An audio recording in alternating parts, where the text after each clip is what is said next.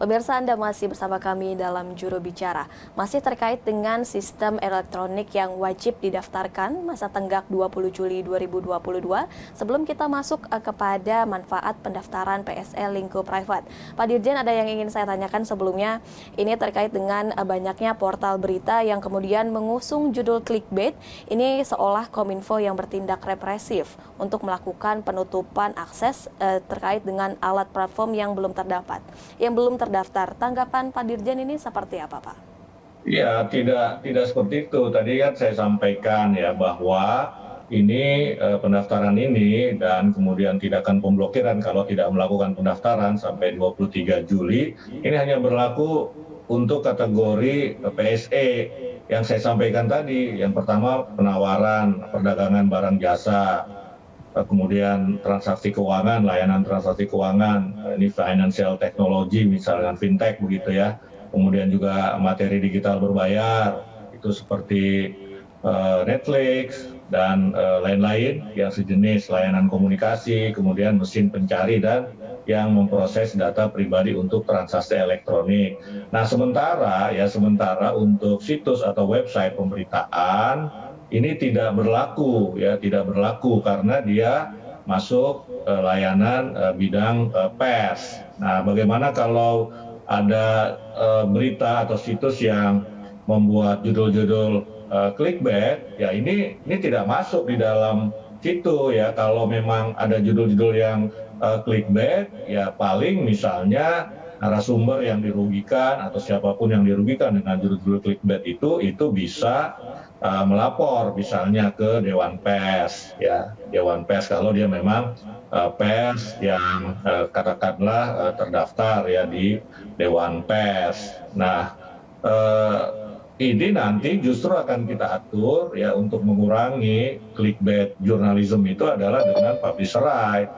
Ya, dengan publisher right itu akan kita atur karena publisher right ini juga bertujuan untuk menciptakan jurnalisme berkualitas. Nah, jurnalisme clickbait tadi itu sebetulnya bukan jurnalisme berkualitas. Jadi ada jalurnya yang lain lagi ya untuk clickbait journalism. Yang kita lakukan adalah umumnya adalah pencegahan melalui peraturan ya, melalui etika jurnalistik. Ini kan sudah diadakan, artinya sudah tersedia etika jurnalistik di misalnya di dewan di komunitas pers. Mereka membuat aturan terkait dengan etika pemberitaan ya, misalnya untuk etika pemberitaan di media cyber seperti apa, itu sudah ada etikanya. Jadi sifatnya masih berupa etis, kecuali kalau ada indikasi pelanggaran hukum ya siapa yang merasa dirugikan itu bisa melaporkan ke Dewan Pers lebih dulu, tetapi tidak bisa langsung ke ranah hukum karena begitulah prosedur atau aturannya bagi lembaga-lembaga, bagi situs-situs atau website pemberitaan. Baik, jika ada judul clickbait, ranah dari Kementerian Kominfo adalah hanya mencegah, dan jika memang sudah terjadi ini bisa dilaporkan langsung ke Dewan Pers, begitu ya Pak Dirjen? Iya, sebab pengawasan untuk pers itu bukan ada di Kominfo. Ya, Kominfo itu mengawasi PSE yang tadi saya sampaikan kategorinya. Kalau untuk bukan PSE ya, atau apa namanya begitu, website atau situs yang melayani pemberitaan informasi itu pengawasannya ada di Dewan Pers, bukan di Kominfo. Jadi Kominfo tidak akan mengambil tindakan apapun ya terhadap judul-judul yang clickbait. Paling seperti benar Anda sampaikan tadi, Bilkis, melakukan pencegahan melalui aturan-aturan yang sekarang sedang kita dorong gitu. Baik, kita kembali pada PSE dalam lingkup private ini. Sebenarnya apa manfaat yang dirasakan jika dalam lingkup private ini mendaftarkan dirinya seperti itu, Pak Dirjen? Iya, jadi ada beberapa manfaat. Yang pertama, manfaat pendaftaran PSE lingkup privat adalah mewujudkan penyelenggaraan sistem dan transaksi elektronik yang andal, aman, terpercaya, dan bertanggung jawab. Trusted lah, kira-kira seperti itu ya.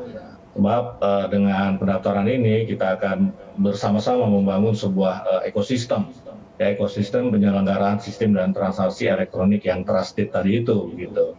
Kedua, manfaat bagi PSE yang terdaftar ya, jadi ini bermanfaat bagi PSE sendiri. Ya, apa itu manfaatnya? Nomor satu, tercatat dalam tanda daftar PSE sehingga teridentifikasi secara jelas di laman https ya layanan.kominfo.go.id. Nah, jadi masyarakat ini kan bisa mengecek gitu, apakah ini situs yang sudah terdaftar, apakah ini situs ataupun website yang legal, dalam arti sudah terdaftar di Kominfo, ini bisa dicek di situ masyarakat. Sehingga masyarakat yang kedua ini akan lebih percaya kepada PSE tersebut kalau dia sudah terdaftar di layanan.kominfo.go.id. Masyarakat bisa lihat situ, oh ya ada nih situs A, situs B, begitu kan. Kemudian yang nomor 3, membangun pemetaan ekosistem penyelenggaraan sistem dan transaksi elektronik. Nah, yang terakhir adalah tanda bukti telah resmi terdaftar di Kominfo. Kemudian manfaat bagi masyarakat, ya, masyarakat dapat mengetahui informasi mengenai penyelenggaraan dan sistem elektronik yang sudah terdaftar melalui PSE tadi di laman yang sama, layanan.kominfo.go.id. Pada menu direktori, kemudian penyelenggara sistem elektronik terdaftar. Ya, jadi mudah ini masyarakat kalau ingin melihat apakah satu PSE itu sudah terdaftar atau belum. Yang kedua, bagi masyarakat ini bisa meningkatkan ya tingkat kepercayaan masyarakat untuk terhadap satu PSE. Ya, jadi public trust, ya, masyarakat ini bisa percaya kepada PSE. Yang ketiga, masyarakat menjadi lebih cerdas dan hati-hati untuk melakukan transaksi melalui informasi tanda daftar PSE. Artinya begini, kalau masyarakat meragukan satu PSE itu sudah terdaftar, maka dia kan akan berhati-hati, dia akan menyaring, menyeleksi ya apa saja yang ditawarkan atau ditampilkan di layanan ataupun situs ataupun website yang tadi itu yang belum terdaftar, belum mendaftar, sehingga bisa diragukan keberadaannya dan masyarakat bisa berhati-hati. Kira-kira seperti itu. Jadi misalnya begini, kalau satu situs fintech misalnya kalau tidak terdaftar di OJK, ini bisa kita curigai misalkan pinjaman online. Kalau tidak terdaftar di OJK, kita cek di situs OJK,